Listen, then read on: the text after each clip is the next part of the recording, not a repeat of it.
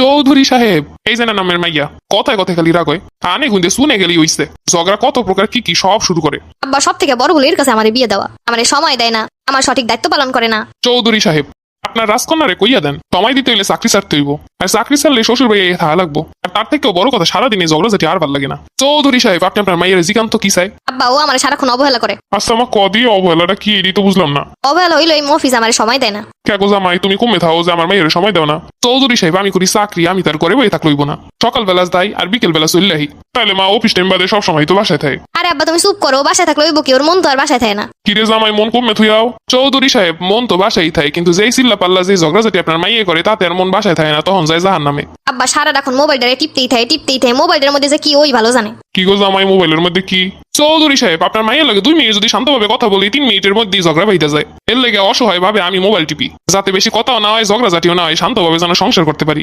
মোবাইলটাও টিপি আপনার মায়ের মঙ্গলের জন্য। চৌধুরী সাহেব, আপনি তো জানেন, পুরুষের মস্তিষ্ক যত শান্ত থাকবো তত বেশি সংসার সুখে থাকবো। আপনার মাইয়া যেই ঝগড়াঝাটি করে, এইগুলো যদি আমি মনোযোগ দিই, তাহলে তো সংসার 2 মিনিটও টিপবো না। এর লেগে আমি বাধ্য হয়ে মোবাইল টিপি।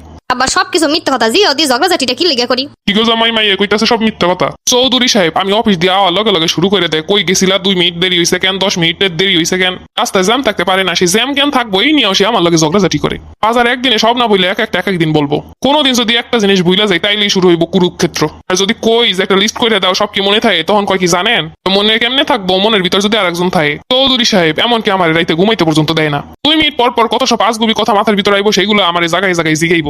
যদি আমি ঘুমাই পড়ি, তাইলে তো হইছে।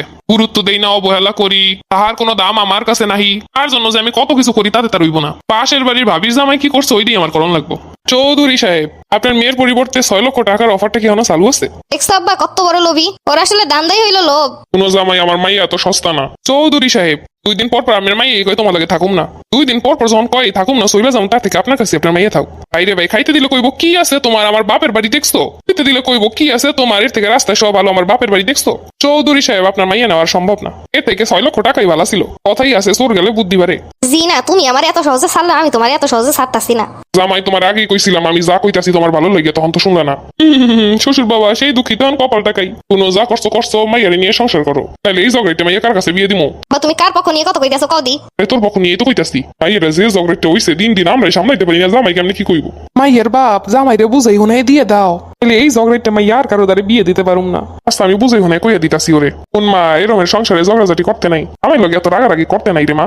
বা ও আমার অবহেলা করে। আর একটু অবহেলা করলে কিছু হয় না মা। আরে আব্বা তুমি বুঝবা না, তুমি আগের যুগের, আমার সময় না দিলে আমি যাইতাম না। চৌধুরী সাহেব, আমি এখন কেমনে সময় দিব আমের মাইয়ারে? এই বেটা, তুমি এখন জানো না কেমনে সময় দিতে হয়? যত সব তামাশা শুরু করছো। না না, এখন তো আর বুঝবা না কেমনে সময় দিতে হয়, এখন তো অন্য কেউ আছে। দেখছেন চৌধুরী সাহেব, কোন কথা দিয়ে কোন কথাই চলে গেল। আমি ঠিকই কইতাছি।